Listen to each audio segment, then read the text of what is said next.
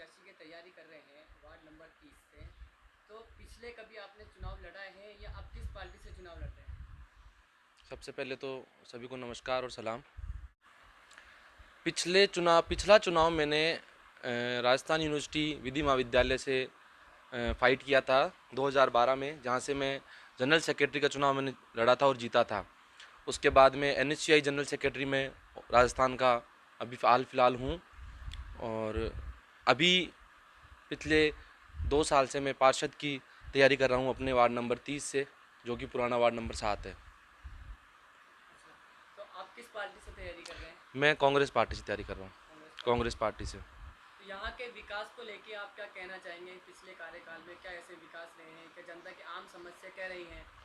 देखो, यहाँ पे जो आम समस्या है वो है साफ़ सफाई की। साफ़ सफाई की, पानी की बहुत समस्या रहती है यहाँ पे। और ये क्या है, पूरा माइनॉरिटी बहुल्य इलाका है, माइनॉरिटी और थोड़ा एससी एसटी। तो इस एरिया पे क्या है कि सरकार जो निगम है उसका ध्यान कम दिया जाता है। मेरी ये ध्येय रहेगा कि भी मैं ज़्यादा से ज़्यादा यहाँ से पार्षद बन के मेरे एरिया के लिए काम करा सकूँ। यहाँ की सड़कों, यहाँ की लाइट, पानी, ये जो बेसिक समस्याएं हैं पब्लिक की, इनका निवारण कर सकूँ। अभी आपने ऐसे क्या सामाजिक काम किए हैं कि जनता आपको बहुमत के साथ जिताए और आप जिस तरह से आप खड़े हुए हैं? सामाजिक काम में समय समय पे ब्लड डोनेशन कैंप लगाना, और लोगों के वोटर आईडी, आधार कार्ड, राशन कार्ड ये बनवाना, समय समय पे ऐसे काम मैं करता रहा हूँ वार्ड के अंदर। और आगे भी चाहे मैं पार्षद बनूँ या ना बनूँ, मुझे टिकट मिले नहीं मिले, वार्ड के लिए मैं ये निरंतर मेरे प्रयास वार्ड के काम के लिए जारी रहेंगे।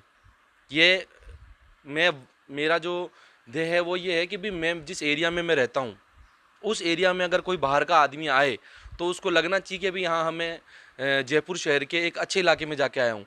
तो ये मेरी जिम्मेदारी बनती है कि भाई मैं मेरे वार्ड को इस तरीके का बनाऊँ कि भाई जो बाहर से कोई भी व्यक्ति यहाँ आए तो उसको यहाँ आके ऐसा महसूस हो कि भाई हाँ, मैं एक जयपुर शहर के पॉश एरिया के अंदर में आया हूँ।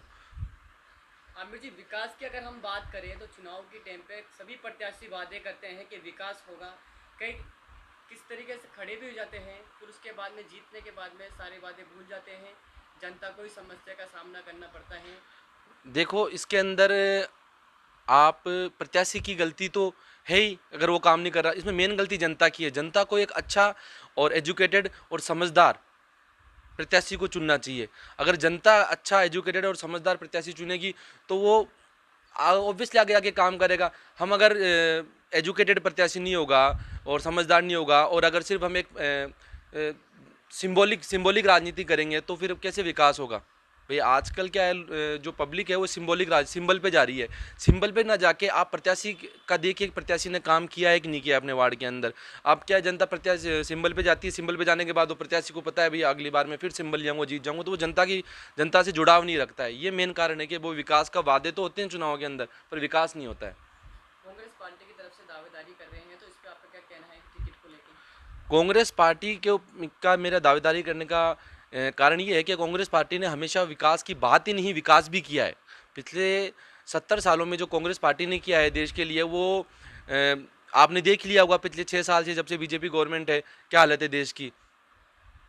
तो कांग्रेस पार्टी कभी झूठे वादे नहीं करती। कांग्रेस पार्टी अगर कोई बात कहती है तो उसका कोई मतलब होता है। इसलिए मैं कांग्रेस पार्टी से चुनाव लड़ना चाहता हूँ, कांग्रेस पार्टी से मैं टिकट लेना चाहता हूँ। और आगे मेरी जो भूमिका रहेगी, हम ये चाहेंगे भी हमारा यहाँ पे बोर्ड बने, विद्याधर ये जो ग्रेटर है यहाँ बोर्ड बने, और बोर्ड बनने के बाद हमारा मेयर हो और मैं पार्षद बनूँ, तो ज़्यादा से ज़्यादा काम अपने वार्ड के लिए मैं करवा पाऊँ।